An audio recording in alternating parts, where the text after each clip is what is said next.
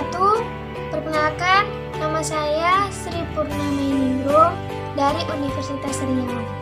Pada kesempatan kali ini, saya akan menjelaskan suatu materi tentang bahasa Indonesia nih. Tapi, sebelum saya menjelaskan materinya, perhatikan gambar-gambar berikut ya.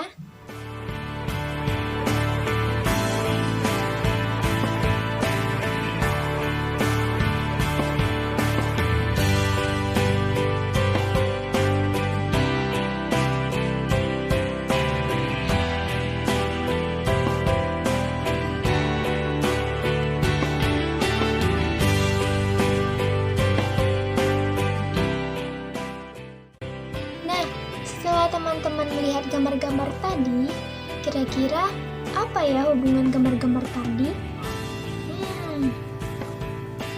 Tapi sebelum itu, teman-teman harus memperhatikan teks berikut ya, biar kita bisa tahu nih, apa sih hubungan gambar tadi?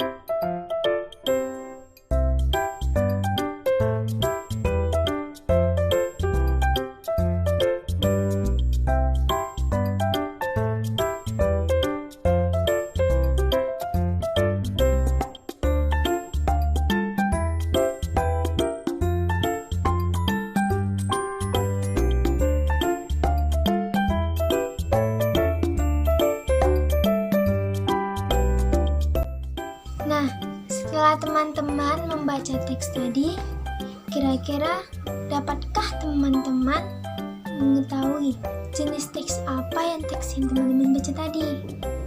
Apakah dia teks eksposisi, atau teks argumentasi, atau teks naratif, atau teks anekdot?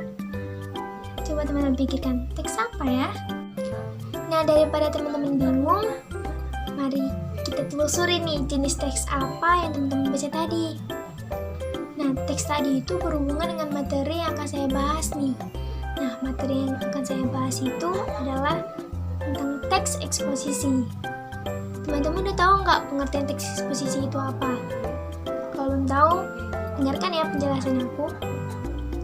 Teks eksposisi adalah teks yang menerangkan suatu pokok persoalan yang dapat memperluas wawasan pembaca. Untuk mempertegas masalah yang disampaikan, biasanya dilengkapi dengan gambar dan data statistik. Tujuannya agar pembaca mendapat informasi dan pengetahuan dengan sejelas-jelasnya. Setelah kita mengetahui pengertian teks eksposisi, selanjutnya kita akan mengetahui tentang struktur-struktur dari teks eksposisi. Nah, struktur pertama dari teks eksposisi adalah tesis.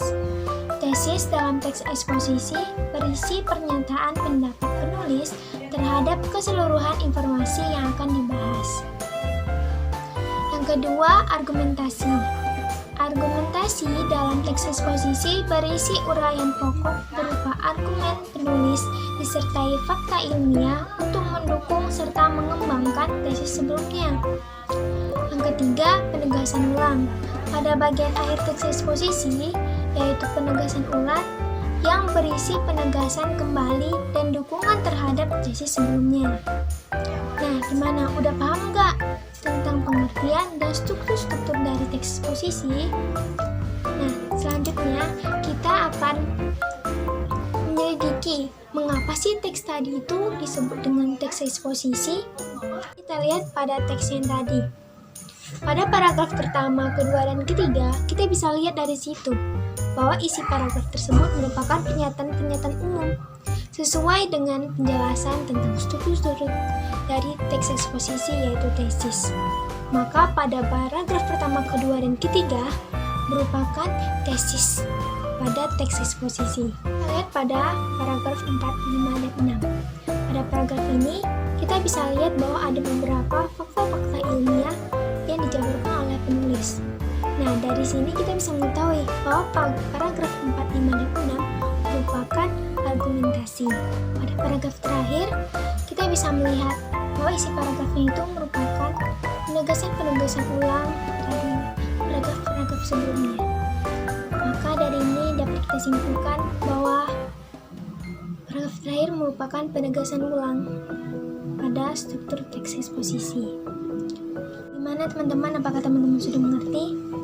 Tadi kita sudah menjelaskan tentang pengertian teks eksposisi, lalu struktur-struktur dari teks eksposisi, dan terakhir kita juga bedah teks yang kita baca tadi yang pertama. Apakah teks tersebut termasuk dari teks eksposisi atau bukan? Nah, jawabannya adalah teks tersebut merupakan teks eksposisi. Mengapa? Karena struktur teks tersebut sesuai dengan struktur pada teks eksposisi. Sudah sampai di sini materi yang saya sampaikan, semoga dapat dipahami dan dipelajari dan diterapkan pada ujian-ujian nantinya. Sekian, terima kasih. Wassalamualaikum warahmatullahi wabarakatuh.